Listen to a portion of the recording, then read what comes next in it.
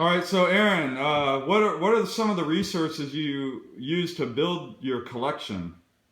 Like online resources or like Yeah, local yeah, card shops, things def- like that. uh, definitely. Online has been a good help, but mainly card shops, man.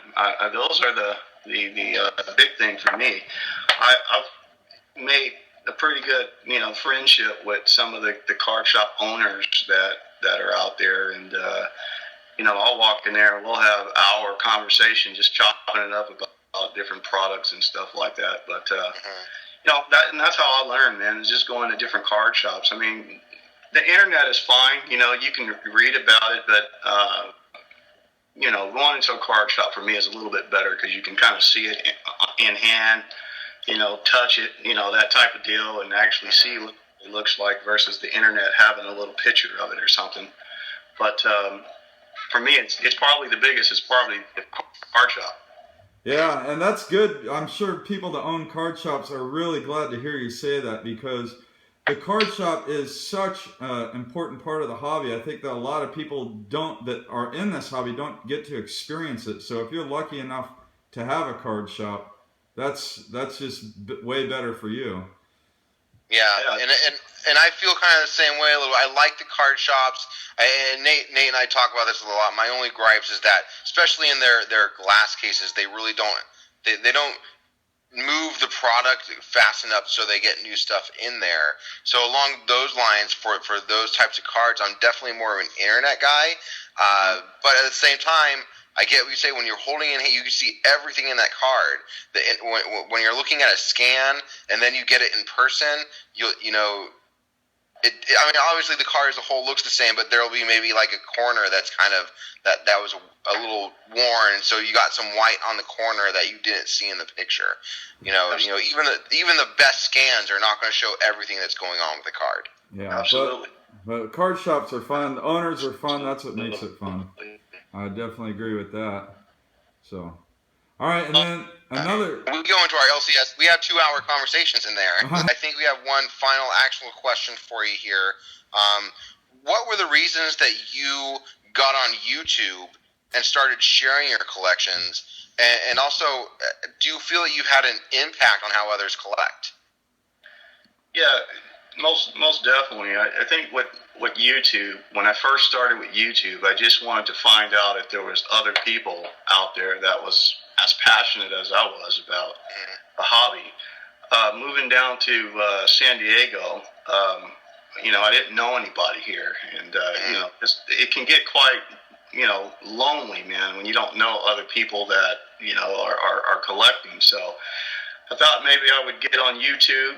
And I ran across a few videos, and I thought, man, this is pretty darn cool that people are videoing their, collections and things. So, I mean, YouTube is really what, really kind of just inspired me to just kind of keep going. The other part to it is how I feel that I've impacted this hobby or can impact this hobby, I think, is the education part. I think so many times, man, I think people get caught up in, the big name or the big card. And I think a lot of times what people don't understand is there's a lot of value in cards that are less in money. You don't have to go out and go get a $300-400 card to have a good collection. And the other part to it is those forgotten players. Man, this is it for me. It's much deeper than just getting the card, man. This hobby is historical. There's a lot of history in this hobby, and I think that's how I can impact or have impacted the hobby. It's just talking about different players that people may have forgotten from the past. I mean, I've made a video here recently about pitchers. Pitchers that had incredible careers, man, but they're not Hall of Famers, so people won't necessarily go out and go get them because they're not Hall of Famers. Yeah. When you talk about them, then people, their eyes kind of open and like, wow, man, I never knew that pitcher was that incredible, man.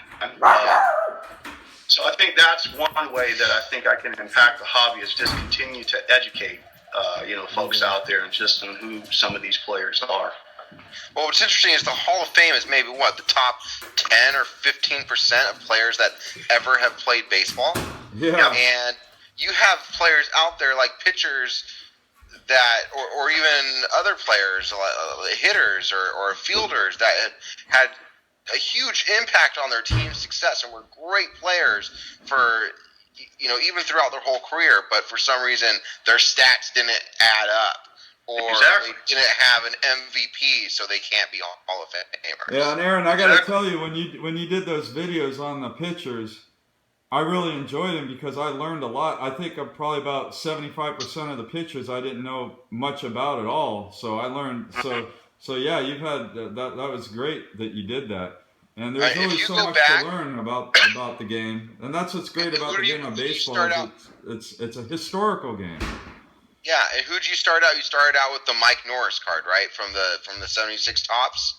Yeah, Mike Norris was incredible, man. You look at him, you look at that, 74, 75, 76 A's teams.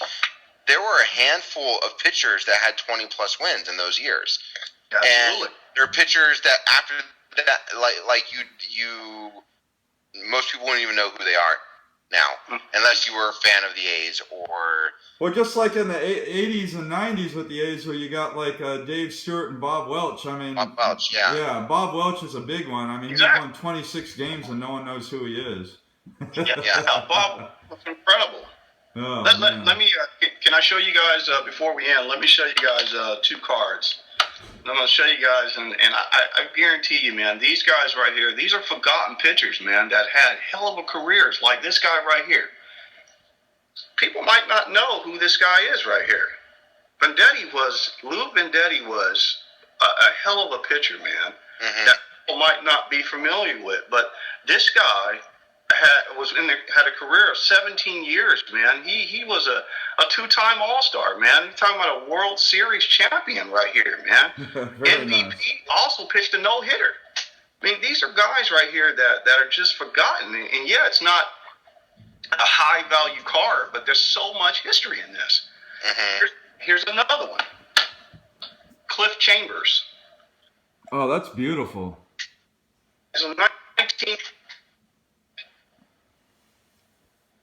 Man, I got that pitched a no-hitter back in 1951.